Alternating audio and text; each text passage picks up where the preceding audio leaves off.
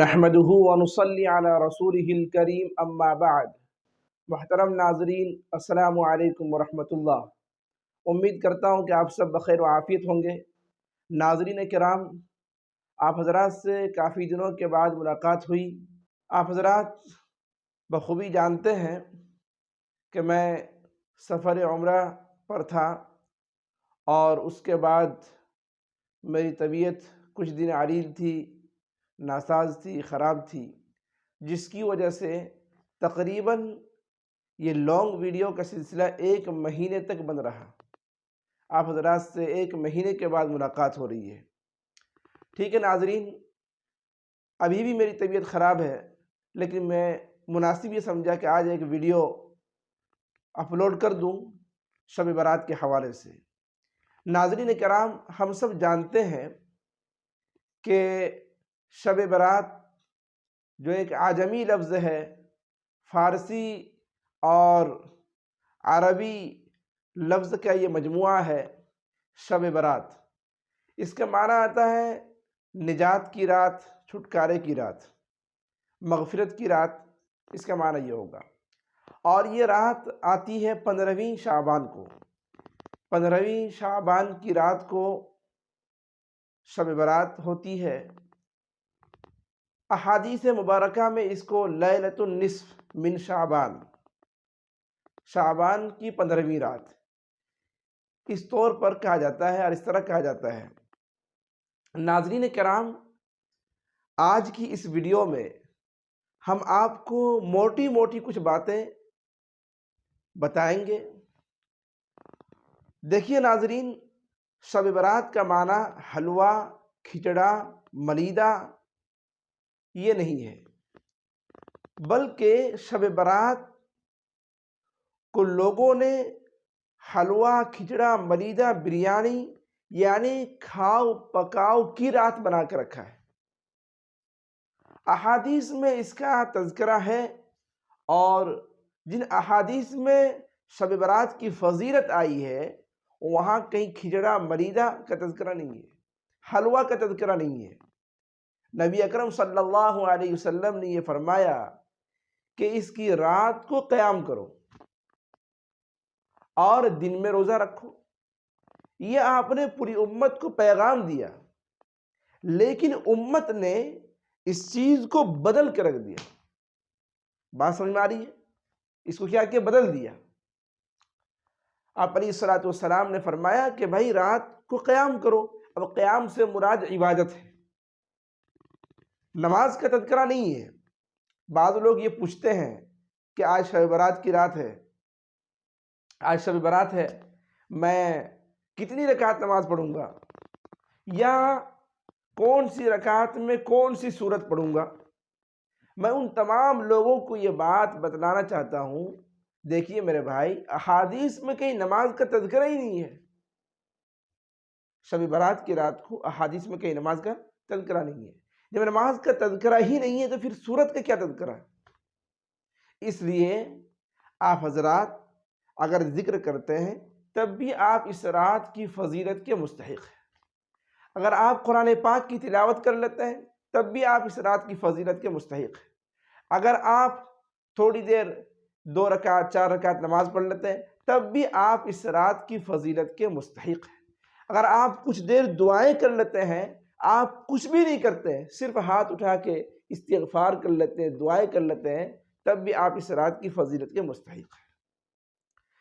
तो मैं आपसे अर्ज़ कर रहा था कि अल्लाह के नबी अलैहिस्सलातु वस्सलाम ने इस रात में ये फरमाया कि आप लोग क़याम करो। क़याम से मुराद है इबादत करो। अब नमाज भी पढ़ी जा सकती है, कोई सिर्फ नमाज पढ़ ले ये भी इबादत है, कोई नमाज ना पढ़े लेकिन थोड़ी देर तस्बीह कर ले, ज़िक्रुल्लाह कर ले, अल्लाह को याद कर ले, ये भी इबादत है। कोई थोड़ी देर दुआ कर ले, ये भी इबादत है। गर्ज़ के कुछ भी कर ले तो वो इस फजीलत के मुस्तहिक़ होगा। किसी पर किसी तरह के कोई ताने की गुंजाइश नहीं है। कोई ये नहीं कह सकता कि तुमने नमाज नहीं पढ़ी। नमाज पढ़ने वाला किसी और को ये नहीं कह सकता तुमने नमाज नहीं पढ़ी, या जिसने कुरान करीम की तिलावत की है वो किसी को ये नहीं कह सकता कि तुमने नमाज कुरान पाक की तिलावत नहीं की। बहरहाल खुलासे गुफ्तगू ये है कि एक तो ये नफल इबादत है, نفل میں کسی کو کسی طرح کا طعنہ دینے کی گنجائش ہے ہی نہیں، کہنے کی گنجائش نہیں ہے۔ پھر یہ کہ یہاں کسی عبادت کا مخصوص طور پر تذکرہ نہیں ہے، اس لیے بدرجہ اولیٰ کسی کو کچھ کہا نہیں جائے گا۔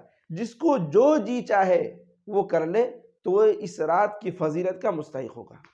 بات سمجھ میں آ گئی؟ اب آج اگر شب برات ہے، مان لو آج کی رات شب برات ہے، تو آپ کو آج سحری کرنی ہے، یعنی شب برات کی رات کو سحری کرنی ہے۔ بات سمجھ میں آ رہی میری؟ آج شب برات ہے، آپ کو معلوم ہے آج کی رات کو عبادت کرنی ہے، کی جاتی ہے، تو آج کی رات اب سحری کریں گے۔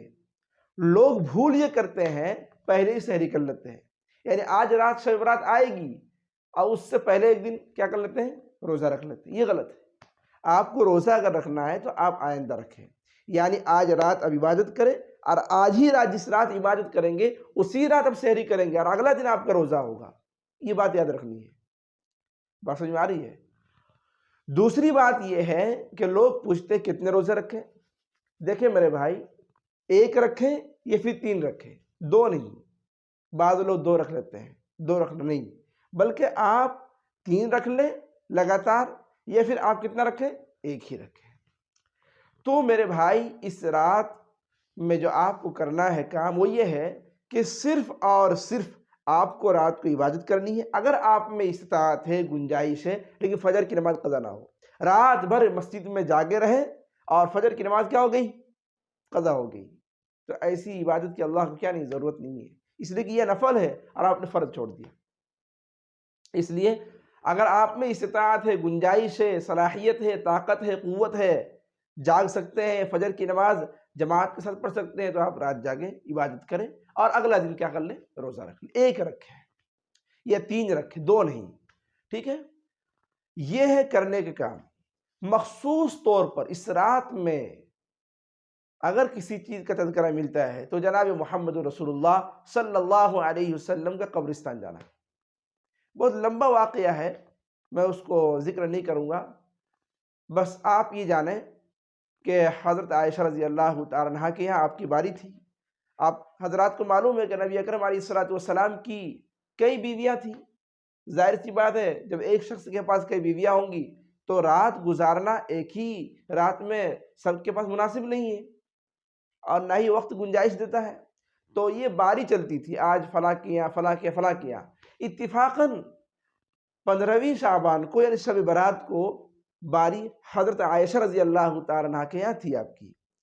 اچانک آپ رات کو اٹھے اور جنت البقیع جو مسجد نبوی کے بغل میں قبرستان ہے مدینے میں، جنت البقیع، آپ وہاں چلے گئے۔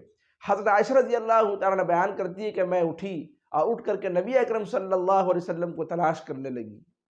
میں دیکھی کہ آپ علیہ السلام نہیں ہے، تو میں باہر نکلی تو آپ جنت البقیع سے آ رہے ہیں۔ تو میرے بھائیوں، اس حدیث سے یہ معلوم ہوتا ہے کہ نبی اکرم صلی اللہ علیہ وسلم جنت البقیع یعنی قبرستان 15ویں شعبان یعنی شب برات کو آپ گئے ہیں۔ اگر کوئی شخص جانا چاہتا ہے تو جا سکتا ہے، لیکن انفرادی جائے، جماعت بنا کے نہیں۔ نبی اکرم صلی اللہ علیہ وسلم جماعت بنا کے نہیں گئے۔ حالانکہ اس حدیث پر اعتراض ہے۔ بعض محدثین کہتے ہیں کہ نبی اکرم صلی اللہ علیہ وسلم پوری زندگی میں ایک مرتبہ گئے 15ویں شعبان کو، تو اس لیے امت کو چاہیے کہ ایک ہی مرتبہ جائے۔ بہرحال اس میں بہت سے اختلافات ہیں، اور بالخصوص شب برات کے حوالے سے بہت زیادہ اختلافات ہیں علماء میں، محدثین میں۔ اور سب سے صحیح بات یہ ہے کہ شب برات کے حوالے میں اور شب برات کے فضائل میں اور ان کے مسائل و دلائل میں جتنی حدیثیں پیش کی جاتی ہیں وہ سب کی سب ضعیف ہیں۔ تو میں آپ کو اس میں ڈالنا نہیں چاہتا ہوں، بس یہ پیغام دینا چاہتا ہوں، جتنی چیزیں امت کر رہی ہے رات کے قیام اور دن کے روزے کے علاوہ، وہ سب کی سب فضول ہے، وہ ساری چیزیں فضول ہیں، کہیں اس کا تعلق نہیں ہے، کسی حدیث سے اس کا تعلق نہیں ہے۔ اس لیے مسجدوں کو چراغاں کرنا، حلوہ بنانا اور اچھے کھانے کا انتظام کرنا، فلاں کرنا، یہ کرنا، وہ کرنا، یہ ساری چیزیں بیکار ہیں۔ میرے بھائی، اگر آپ کو عبادت کرنی ہے تو آپ گھر میں کریں۔ نفل عبادت تو گھر میں بہتر ہے. نبی اکرم صلی اللہ علیہ وسلم ہمیشہ نفل عبادت کہاں کرتے تھے؟ گھروں میں کرتے تھے. اس لیے مسجد میں جا کر کے اور سونا، لوگ سو جاتے ہیں مسجد میں، مسجدیں خراب کر رہے ہیں، یہ صحیح بات نہیں ہے. اگر آپ کو عبادت کرنی ہے تو آپ گھروں میں نفل نماز پڑھیں، قرآن کی تلاوت کریں، ذکر و اذکار کریں، دعائیں کریں. ہاں مسجد میں آ جاتے ہیں تو آنے کی گنجائش ہے، منع نہیں کر رہا ہوں. تو بہرحال آپ عبادت کریں، اور ساتھ ساتھ آپ آئندہ اگر روزہ رکھ سکتے ہیں تو روزہ رکھیں. آئندہ جو روزہ رکھنا ہے اس سے پہلے لوگ رکھتے ہیں، یہ غلط ہے. ٹھیک ہے ناظرین، اگر آپ کو ہماری یہ ویڈیو اچھی لگی ہے اور آپ کو کچھ سمجھنے سیکھنے کا موقع ملا ہے تو ہمارے اس ویڈیو کو لائک کریں، شیئر کریں، اور اگر آپ ہمارے چینل پر نئے ہیں تو چینل کو سبسکرائب کریں. السلام علیکم ورحمۃ اللہ.